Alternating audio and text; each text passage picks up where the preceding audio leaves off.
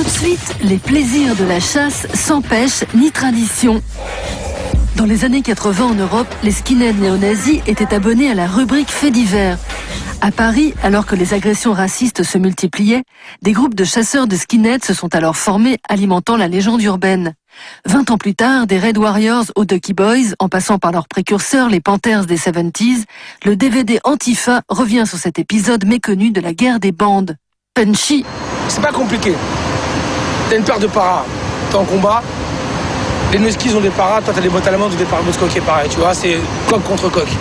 Les mecs ont des bacs de combat, des gants plombés, des machins, t'as gants plombés contre gants plombés, t'as une batte dans le dos parce qu'ils ont des battes dans le dos, t'as un bomber parce que tu veux pas te faire accracher le col, et t'as une coupe courte parce que tu veux pas te faire prendre par les vœux. T'es un guerrier dans la rue au même titre que eux, c'était des guerriers. C'est à part de cette idéologie-là. Moi je me réveillais le matin, je me mettais pas dans ma glace en me faisant genre putain je vais me faire gosbo. Je vais me faire non, je vais être dégueulasse, je vais avoir une sale gueule parce que je veux que le Nusky en face il tremble quand tu vas voir ma gueule. C'est ça. Parce que c'était un truc de guerre vraiment quoi. C'était vraiment. C'était la guerre quoi, c'était la guerre quoi. C'est les Ducky Boys, une bande de rockers emmenés par Rocky qui va littéralement nettoyer les halles, le fief historique des crânes rasés. Arborant le drapeau américain sur leurs bombers et la croix celtique amputée d'un bras formant leurs initiales, DB, les Ducky Boys inventent l'expression chasseur de skin qu'ils taguent comme un slogan.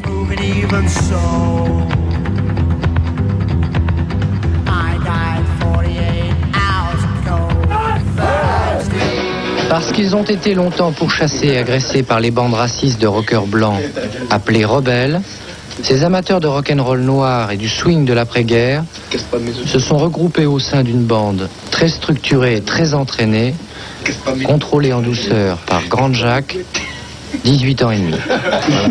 Au puce, ce jour-là, les Panthers ont rencontré quelques rivaux rebelles et dégradaient l'un d'entre eux, dont l'insigne sudiste est une provocation raciale.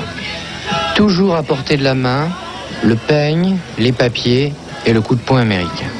Alors, il y a eu le problème des rebelles, quoi.